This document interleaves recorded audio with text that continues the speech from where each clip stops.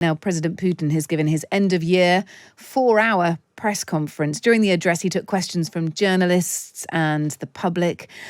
Ukraine and the war with Ukraine was a recurring theme. Speaking to an American journalist from NBC, he said he would be open to negotiations with Ukraine under a Trump presidency. Let's speak to a former Prime Minister of Russia, Mikhail Kasyanov, now, who joins us. Good evening to you. Good evening. On Ukraine, then, President Putin says he's always willing to talk. Says he doesn't have a kind of a list of conditions, despite what we hear elsewhere. What terms would President Putin agree to, though, do you think? I think it is clear that negotiations, that's compromises. But Putin today demonstrated again that he is not prepared for any compromise, and his conditions are widely known that Ukraine should surrender. And he believes that President Trump, with whom he wants to negotiate, would press Ukraine and to surrender. Putin would like his terms of capitulation to be accepted by Ukraine, and he would like to negotiate this with President Trump. What would Zelensky have to surrender, though, I guess? Would he have to simply give up the territory that Russia has occupied? What about the Russian territory his forces are in? What does surrender look like?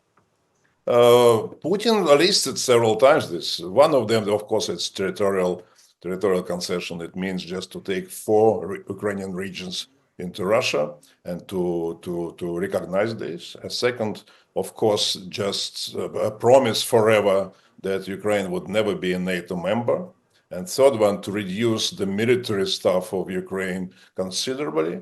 And fourth, of course, just to not stop any support of Ukraine, military support. And of course, to start lifting sanctions. That Mr. Putin would like to have it as the whole set. He wants the peaceful agreement, peace agreement, but not I would say ceasefire agreement, so that Ukraine could prepare themselves for future liberation of its territory. He sounded enthusiastic about the prospect of dealing with Donald Trump, didn't he?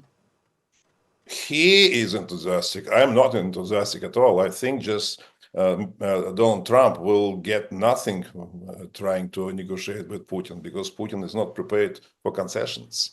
And of course, those proposals, which include, of course, deploying peacekeepers, European military peacekeepers in Ukraine, of course, Putin already mentioned that's never will be accepted by Russia.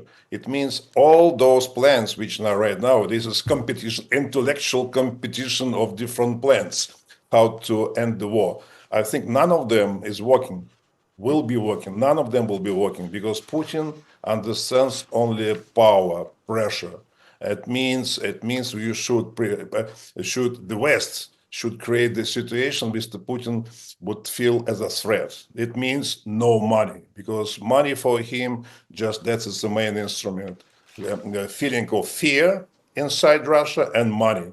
He buying everyone by money, and he's spending 6.5% of GDP for this war, and he has advantage in this. If the West will increase its support of Ukraine or double this support, it means Mr. Putin should level up his expenditure. It means 15% of GDP. That is already a way for catastrophe. If you go to energy market and just keep oil price lower than 70, it means Mr. Putin will have not appropriate foreign exchange inflow into the country. It means just pressure on both sides, high expenditure and a lower income. Yeah. That will be a real threat, and that what could leave just the situation or push the situation to the end. Yeah. And that would be real negotiations. What is his popularity rating like with the Russian public? Is he generally supported? I mean, they don't have a lot of choice, it has to be said. There are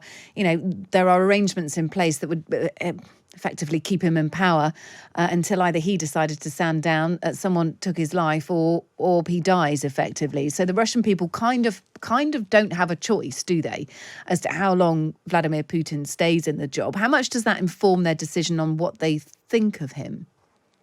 Yeah, of course, just people. You cannot even measure this because right now there is no any mechanism of sociological polls, etc. And but you can feel that a lot of people support Putin just simply to create, I would say, a neutral position so that not to be under pressure. And if they are asked about him, you said yes, of course we support.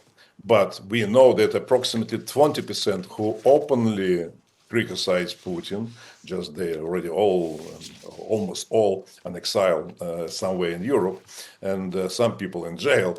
But a lot of people who keep silence, just they, of course, just they would like to stop this war as soon as possible. I am sure that the all bureaucratic machine, all so-called vertical of power Putin created, vast majority of these people would like to stop this war because just the Putin taken them as hostages. Look, it depends on the terms, as we know. And just finally, there were all sorts of rumours flying around that President Putin was ill. He didn't see anyone for large periods during the height of the pandemic. How did he look today? How did he come across? Yeah, today this was interesting. Just I watch these videos, and it is that was of course continue blackmailing again, blackmailing. This time he said this about this long range missile Oreshnik. Before it was nuclear threat, and today it was demonstration. I would say manifestation of extreme nervousness. And in fact, Mr. Putin wants to be seen by others as being prepared to take any action. Some people said he is crazy. No, he's not crazy, but he's very nervous and would like the whole world to understand that he's being ready to do everything necessary to win in this war. That is already just beginning of, I would say, he understands a lot of problems. He understands, and facing this, he admitted today that economy is in trouble, inflation is jumping, and Americans and Europeans are prepared to send peacekeepers to Ukraine, and many, the killing of general in center of Moscow, and many of those aspects. And he understands that problems aggravated.